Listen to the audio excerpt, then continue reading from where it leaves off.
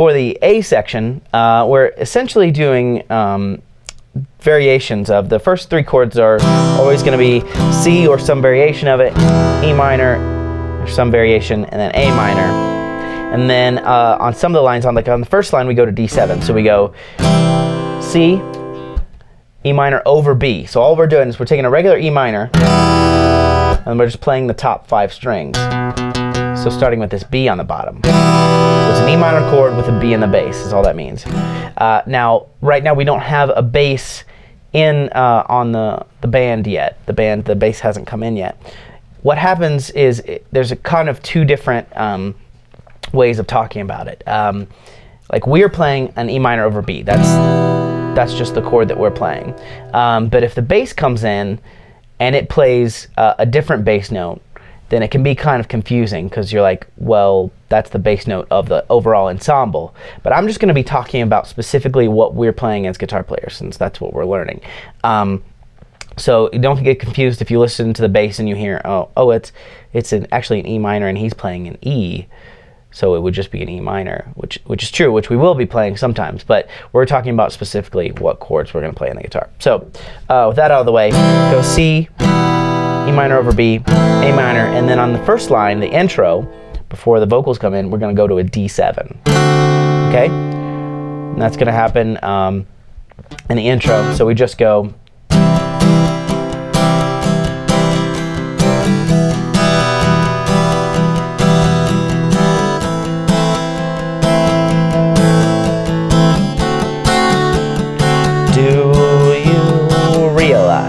Okay, so that's our first line that kind of sets up the vocals coming in, and we're doing like a 16th note strum. If you're counting slow measures, 1 E and a 2 E and a 3 E and a 4 E and a. So we're emphasizing 1 E and a 2 E and a 3 E and a. So you got 2 quieter notes and then quieter strums and then an emphasis.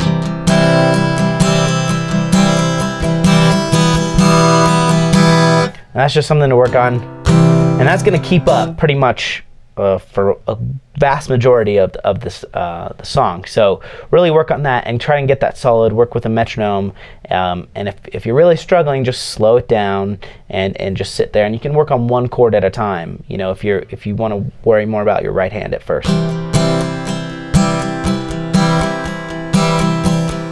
You know, just kind of get that nice and solid because you're going to be really the driving force in this song. So, okay, in the second line, when the vocals come in, we're doing the same thing. C, E minor over B, A minor. Then we're going to go G and play a G, you know, this way or this way. It doesn't really matter. Just some sort of open G. Then we're going to split bar with F. So it sounds like 1, 2, 3. And then we have a half bar coming after that, a bar of 2/4, where we just go F, F minor. And that's just another setting up the do you realize? Do you realize? Right? Okay. So that first line, let's do actually everything so far. So we'll do the intro line, and then we'll do the first line of the vocals. 2, 3, 4. E minor over B.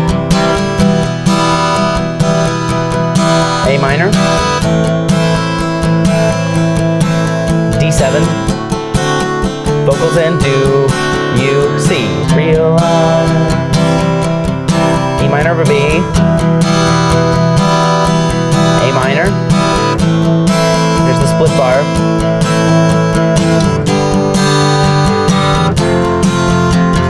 do, you, realize, and we're back into the C. Okay, so this third line is essentially like the intro line. We got C, and we're gonna play just an E minor, not over B this time. I know it's one of those things where if you the attention to detail is good because you can figure out cool stuff like, oh, that A over B creates a descending line. This time it makes it a little different by playing E minor, but at the same time, you know, if you played this song and you always played a root position E minor, I mean, it's not going to make a huge difference. It's the correct chord. But while we're here, why don't we, you know, learn it the way that it's played on the record, and it's kind of cool too to make it interesting every time. So C, E minor, A, Then we're going to D7, and then on the beats 3 and 4, we're going to D7 sus. So regular D7, and then you're going to add the pinky on the G here. And then back to D7, so it sounds like.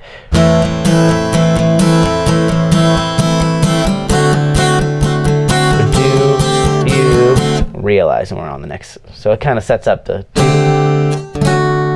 Okay, and then the next line is essentially the same idea, but we're starting with an F major 7.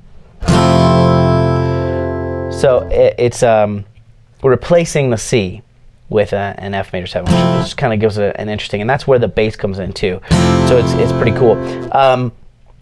And you can do a number of things. You can wrap your thumb over to get that full chord, or you can just kind of cheat, which is what I end up doing on the acoustic part, especially now if you're playing along with the track or a band. This is when the bass comes in. So they've got that F note covered. So if you just play this, it works, which is just 3, 3, 2, 1, 0, starting on the 5th string. You definitely can throw in that low F with your thumb around if you want. But you could even play something smaller like this. Whatever works for you. So that starts the next line. Realize. E minor. A minor again. G. And then we do F, G. Okay? And now here's the other variation that comes, and that is we do a C over G to start the phrase. Which is just your regular C chord. I'm going to replace that 3rd finger with a pinky, and then do my 3rd finger down here on the 3rd fret. And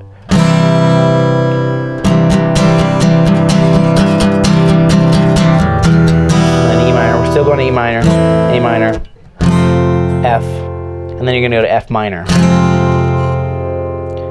So this is kind of an interesting thing.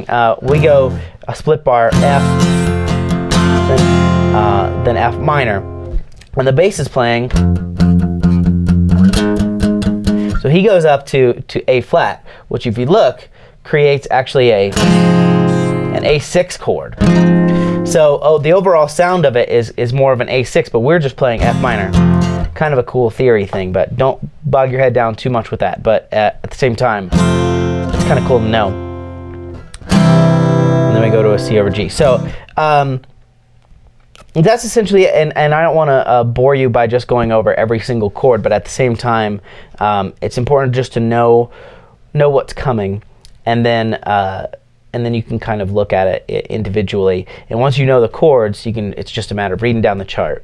And this is actually a lot easier to go through with the vocals, because it makes a lot more sense. So once you get that down, once you get the chords down where you know them, you can start reviewing it with the vocals, and it may kind of come together a little bit easier. Okay, so in the next scene, we're going to take a look at the B section, instead of saying all of your goodbyes. So come back from that once you've got these chords for the first scene down.